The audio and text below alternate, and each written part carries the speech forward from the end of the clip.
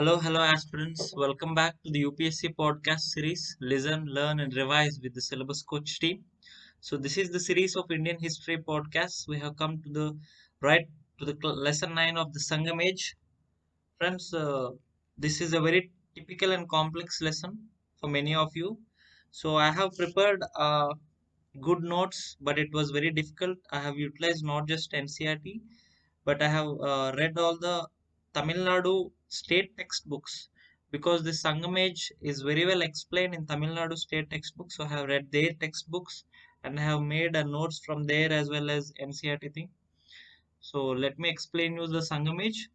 So first, some Sangamage, friends, is not just restricted to Tamil Nadu, the current state of Tamil Nadu. It expands to entire South India during a certain period.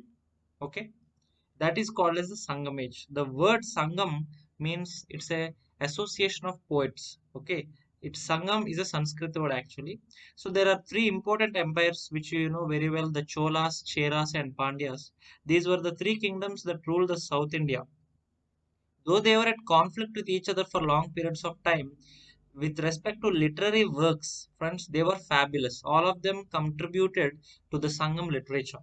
Now, with the UPSC perspective, the Sangam age is very, very important only not with the political thing, but only with the literature, art, and architecture parameters, right?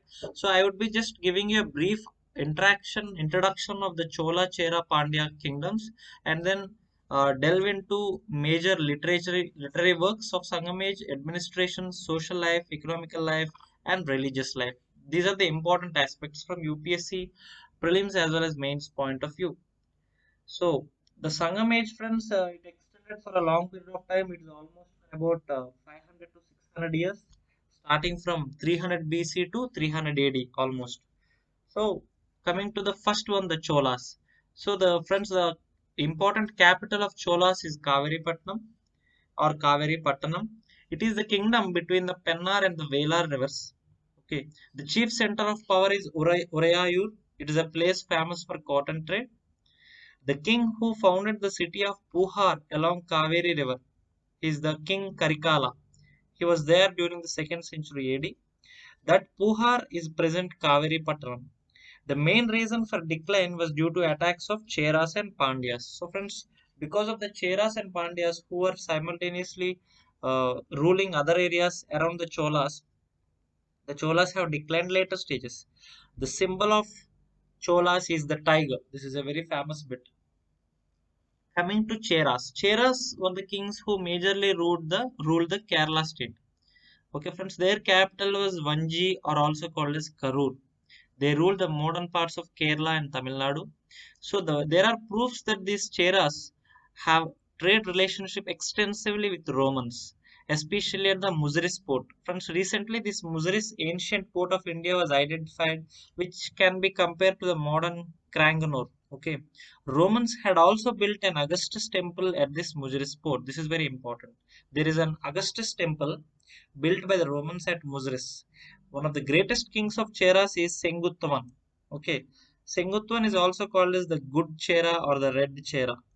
This king Senguttavan is particularly remembered for two things. First thing is he has founded the famous Pattini cult, and second thing is he had built the temple of Kannagi, who is known as the goddess of chastity. So that's a brief intro about Cherastans. Now coming to the third kingdom, Pandyas. Pandyas, the capital of Pandyas is Madurai. Pandyas were ruled by a woman according to Megasthenes and Sangam literature. So I have told you literature is the only source we have apart from inscriptions to know about the ancient history. So according to the Megasthenes Indica, Megasthenes, you know, who is the Greek ambassador sent by Seleucus Nicator to the regime of Chandragupta Maurya. So in that Megasthenes Indica as well as in the Sangam literature, we came to know that Pandyas were majorly ruled by women. It had flourishing trade contacts with the Roman Empire and has even sent ambassadors to Roman Emperor Augustus. Pandyan kings also performed Vedic sacrifices. So that's about a brief intro, friends. We are not going deep into the kings and dynasties of Cholas, Cheras, Pandyas. They are very big kingdoms, and for example, they rule in different phases. extend for about 1,000 years. So that's a very big thing. If you want to learn more, you can read the Tamil Nadu state level textbooks. So now for UPSC point of view, let me come to the Sangam literature. So I told you friends, the important phase, even though the Sangam period extends for 500 to 600 years, the important phase is around for 400 years, that is 200 BC to 200 CE. Okay, so that 400 years is the golden age for the Sangam literature, right? At that time, there were three Sangams. Sangam means, I told you, association of poets. So that collection of meeting of poets is called a Sangam. There were three important Sangams. Just like I told you, there were four Buddhist councils and two Jain councils. Similarly, in South India, in the ancient India, there were three Sangams. The first Sangam is said to be during the gods. That means there are no proofs actually.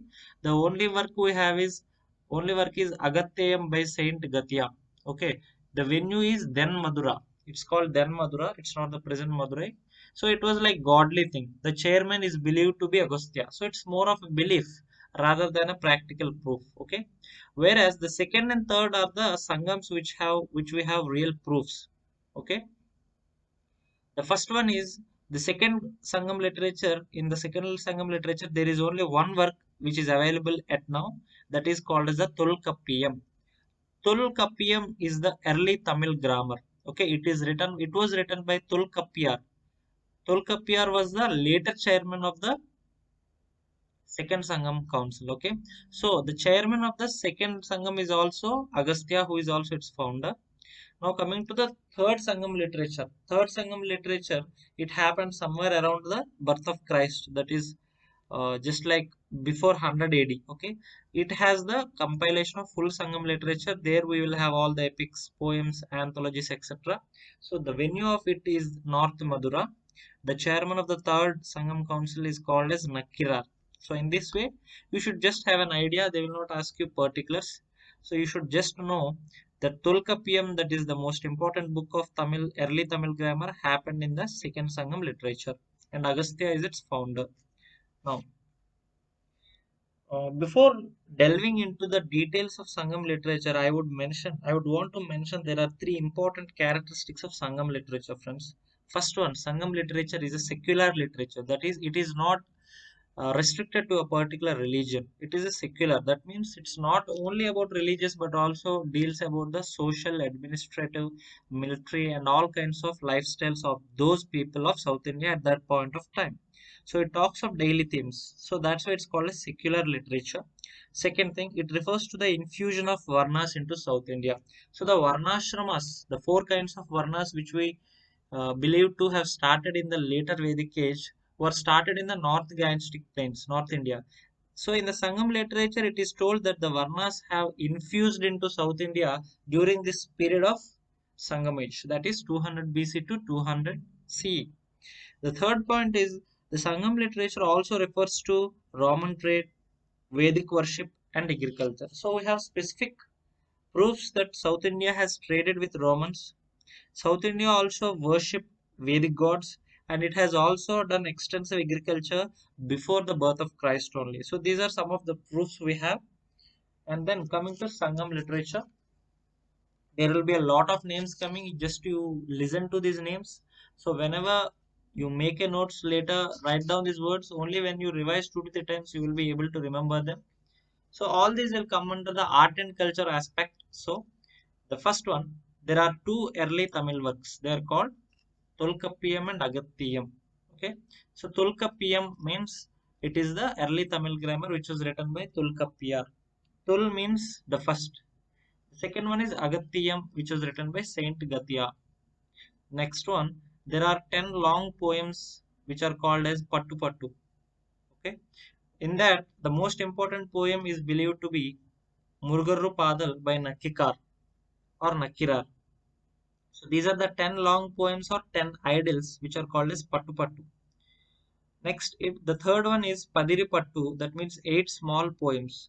So these 8 small poems are in the praise of Chera kings. They are called as Padiru Pattu. The next one is 8 anthologies, also called as Ettutogai. Ettutogai or 8 anthologies are literary musical works. Next, there are 18 minor works called as Padinen Kilakanakku. Padinen Kilkanakku are the 18 minor works, and out of these 18 works, the most important is the Tirukkural. Tirukkural, friends, is the famous Tamil work which was written by Tiruvalluvar. Tiruvalluvar is a great saint and a great poet of Tamil Nadu. So, Tiruvalluvar's work Tirukkural is believed to be the Bible of Tamil language.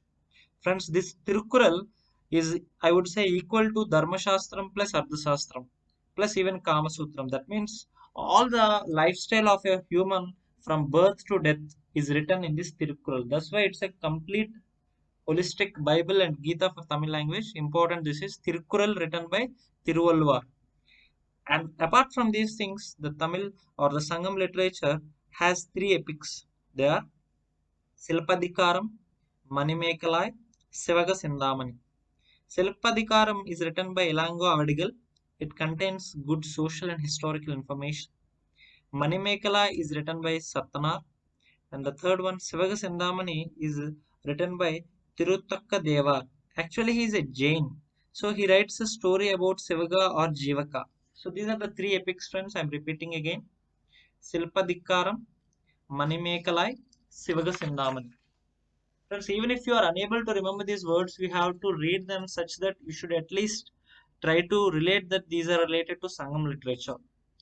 So that is about the Sangam literature. Now coming to Sangam administration.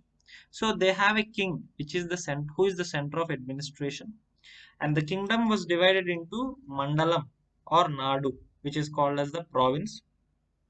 The Mandalam is divided into Ur. Ur in Tamil is town. Okay. Urs are divided into Sirur. Sirur means small village. Sirurs are also like organized into Perurs. Perur is a big village. Peri means big in Tamil. So that is administration briefly. Now coming to social life. This is important, friends. In the society, Sangam society has been divided into largely Brahmins and non-Brahmins. The Tamil Brahmins are the most respected and learned of all the Brahmins, which are believed to be lived apart in their streets. So there was like, they felt prestige that out of all Brahmins, Tamil Brahmins were like more respected and learned. So they lived apart in their streets. No positive evidences of slavery, but low laborers and untouchability was present. Trade was common to Vaishyas. Tamil society was an advanced and civilized society. Education was widespread as a social activity. So, friends, in Sangam age, education was not just can be restricted to the upper caste. It was like a social activity. Everybody had the opportunity to learn. And coming to the economy, Sangam economy was self-sufficient. That means whatever it has produced, it was enough. They need not import. The land was classified as one pulam and main pulam. Main pulam is agrarian land and one pulam is non-agrarian or forest lands. So there is two lands, main pulam and one pulam. Okay. Tank irrigation, also called as Ayam, and minor dam, also called as Sina irrigation, was employed. Pattanams were centers of long distance trade. Pattanams were like the present towns or cities, friends. They were called as Pattanams. Barter system was exchange prevalent. So at that time there were no more of much of coins. It was about barter system. Okay, the Chola capital, one of the Chola capitals, Urayur, was famous for cotton cloth trade, and the main goods were paddy, ginger, pepper, and sugarcane. Friends, we have discussed that there are taxes like Baga, Bali, Shulka in the Mauryan dynasty. Similarly, in the Sangam period also there are some important taxes. Some of them I am naming here. Karai. Karai is also called as the land tax. Ulgar is also called as the customs duties.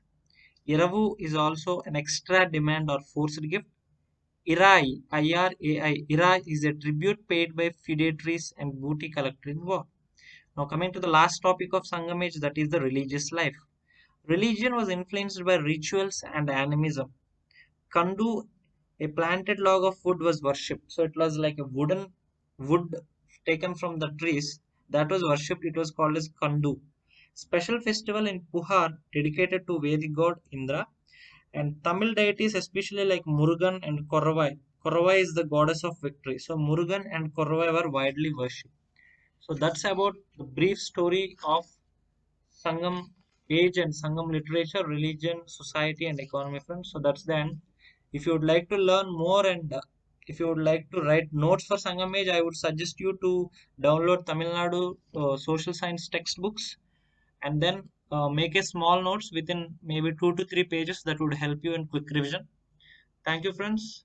If you like this video, like, subscribe, and share to all the aspirants you might know. Thank you.